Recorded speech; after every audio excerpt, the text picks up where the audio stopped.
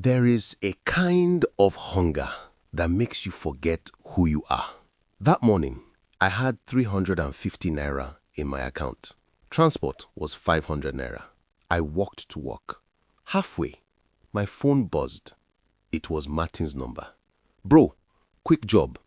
300K in just 48 hours.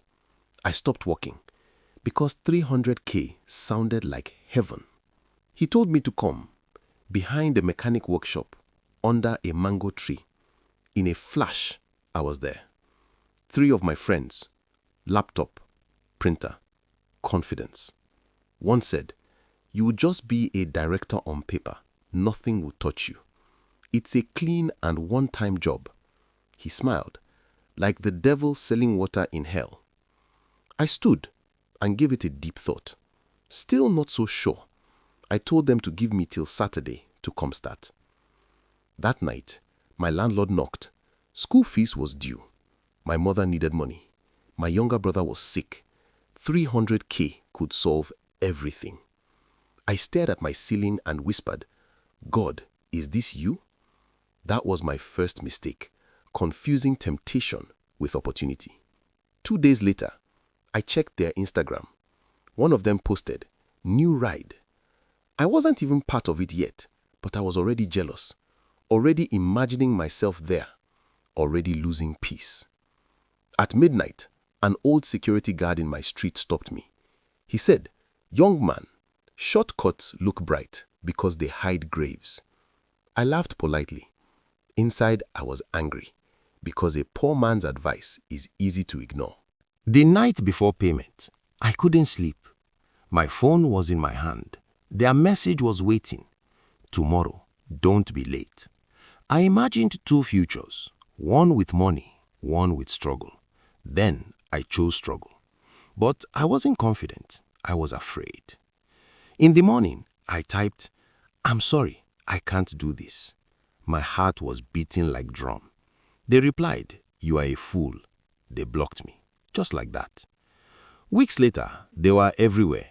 Clubs, hotels, vacations, while I was eating noodles, borrowing data, wearing old shoes. Every post was a knife. I smiled, but I regretted, silently. Nothing changed quickly. No miracle, no breakthrough. Just slow days and quiet nights. Sometimes I prayed, "God, did I choose wrong?" He didn't answer. One evening, I looked at myself in the mirror. Thin, tired, still broke. I said, "Even if I suffer, I won't steal my future."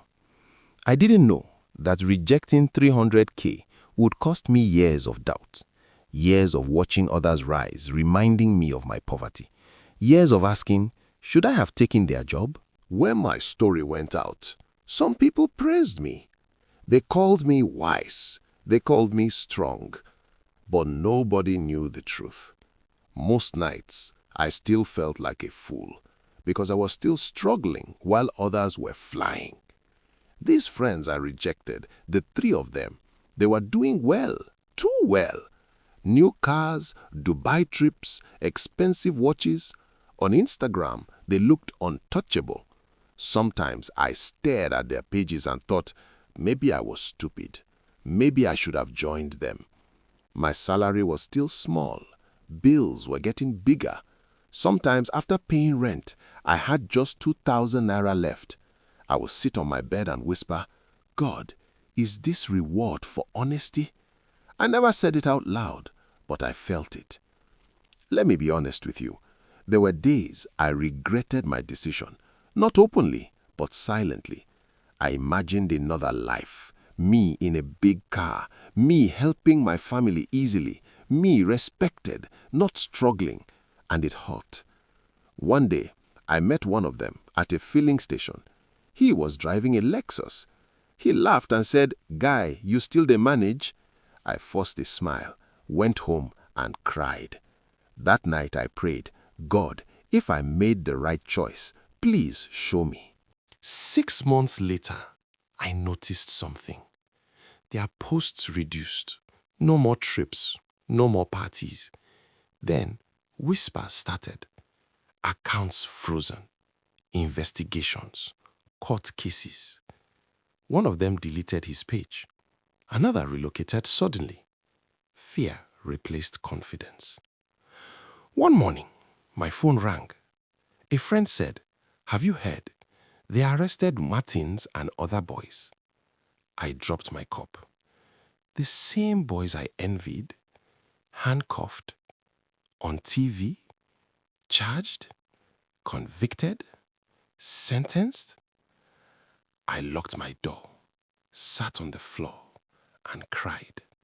Not because I was happy, but because I was grateful.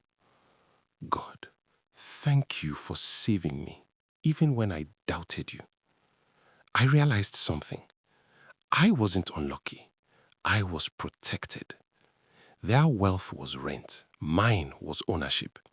Their success was loud. Mine was quiet. Their shortcut was fast. Mine was safe. And suddenly, my slow life felt rich.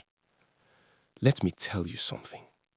Not every struggle is punishment. Some struggles are shields. Not every delay is denial. Some delays are rescue missions. Today, I still work hard, still grow slowly, still learn, but at least I sleep well. Because freedom is better than flashy chains. If you are watching this and thinking, what if I could just cheat once? Wait, the bill always comes, and it comes with interest. Will you also be ready for that? Comment and share this with someone who is about to take a dangerous shortcut. After the arrest, life became very quiet. I stopped checking social media, stopped comparing, stopped explaining myself. I focused on work, and for the first time, I felt stable. Years passed. Rejections turned into interviews. Interviews turned into contracts. Contracts turned into promotions. Then one afternoon, I received an offer that made me freeze. An international firm, a leadership role, a salary I once thought only criminals could touch. I stared at the number and whispered, "So this is what patience looks like." That night, I didn't party. I sat alone, thinking about the insults, the nights I questioned myself, and I realized something. The hardest part wasn't being poor. It was watching others get rich faster. Months later, a letter arrived, stamped from a correctional facility. One of them wrote, "We thought we were smarter than everyone. We were just impatient." He told me they had been sentenced. No bail, no connection strong enough. Time caught them. They didn't waste the years. They studied, read books, learned trades, found faith. He wrote, "Prison didn't just lock us up, it forced us to sit with ourselves." They confronted their pride, their greed, their lies, and for the first time, they were honest men. 10 years later, I went to see them. Just 3 older men walking out of a gate, gray in their beards, slower in their steps, quieter in their speech, but different, peaceful, with hugs like brothers who survived a war. We sat together and talked, not about money, about time. One of them said, "You served 10 years of discipline outside. We served 10 years of consequences inside." That sentence hit me. Different prisons, different paths, same lesson. I helped them find work, not because I was superior, but because we were all once foolish.